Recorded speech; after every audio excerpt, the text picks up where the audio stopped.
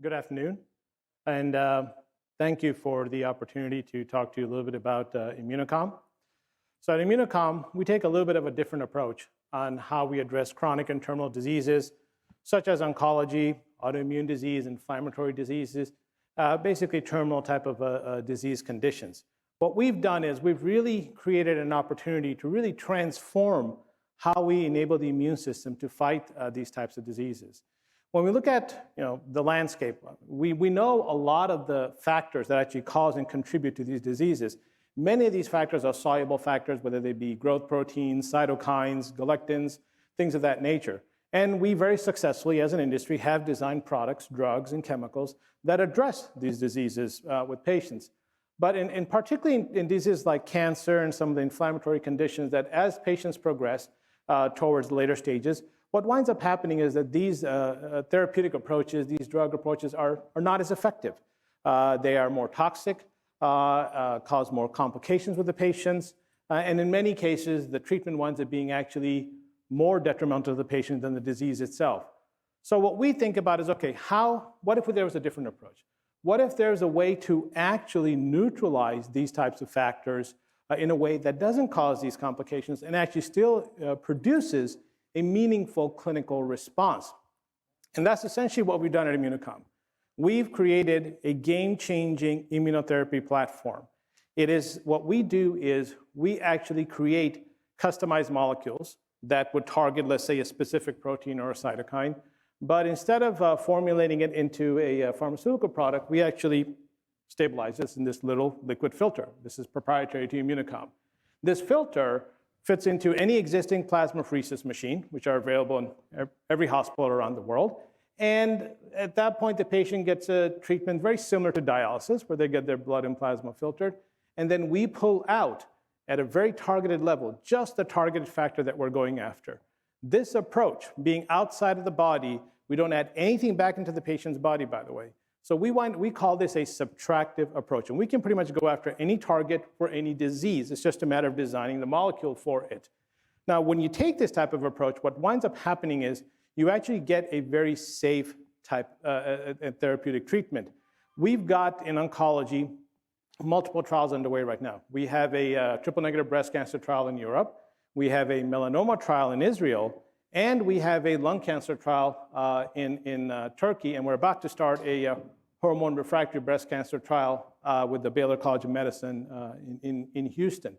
When you look at our responses, we've done over 700 individual treatments so far on advanced refractory patients, and that's critical. What you have to understand is every patient that is brought into our trial that we treat is a refractory patient. They have failed all existing therapies. Nothing works on these patients. And at that point, they're basically sent into our study.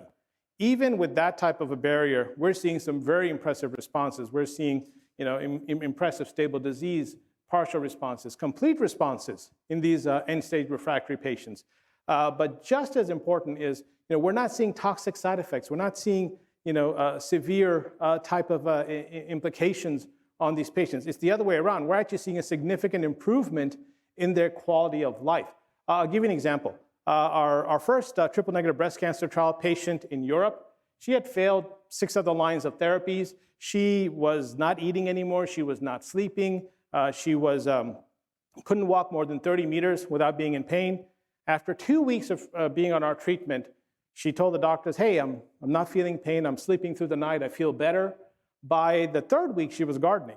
By the 4th week, she told them, hey, guess what? My husband didn't have to drive me to the clinic today. I actually took the train and walked half a kilometer. This is the kind of response we're seeing. On top of the tumor response and the progression of life, we're seeing a high quality of life. Our stage 4 lung cancer patients are coming into the clinic saying, I feel great. This is an advanced refractory stage 4 lung cancer patient coming in saying, I feel great.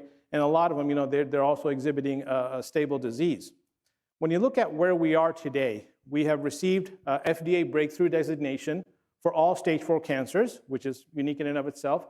We have our initial approval in Europe for triple-negative breast cancer, and we're going to leverage that and actually commercialize by the end of this year in Europe, Israel, and Turkey using that approval. With the FDA, we expect to file for some approvals with unmet need category by next year, and other subsequent approvals downstream.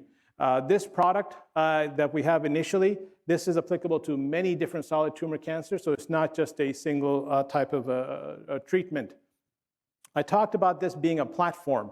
So when you look at what we have, not only this initial product, which, as I said, works across many different solid tumor cancers, our second product is already now starting preclinical studies in about 4 weeks.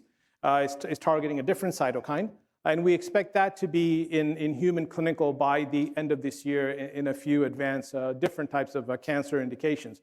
And then we've got a library of products all built around the same platform, the same chemistry. All we do is we go after our target, change the molecule, and you've got pretty much the same approach.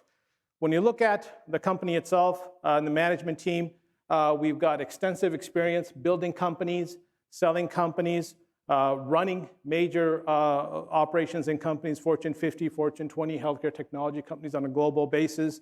I grew up in Texas, and as they say in Texas, this ain't our first rodeo. We've done this a few times, so you'll see a very, very seasoned management team that knows how to build a business like this. To date, we've raised $32 million in funding through various rounds. We also have about $6 million in non-dilutive funding through various strategic partners that are funding our clinical trials. And then we're currently raising a $23 million bridge round, of which $8 million we've already raised from our existing investors, which is a good sign. They're doubling, tripling down the company. And we're looking for the balance of the $15 million. The bridge will convert into a Series C crossover round that we expect by Q1 of 2022, right around the time where we are going to be commercializing in Europe and Israel and Turkey and some of those places. At this point, our business model is we manufacture ourselves. We have our ISO 13485 manufacturing facility. We also then our plan is to license to pharmaceutical companies for various indications and a traditional license royalty model that you would see in particularly in therapeutic oncology. So if this is something that would be of interest to you, I would greatly appreciate the opportunity to talk to you later today. And thank you again for giving me this chance.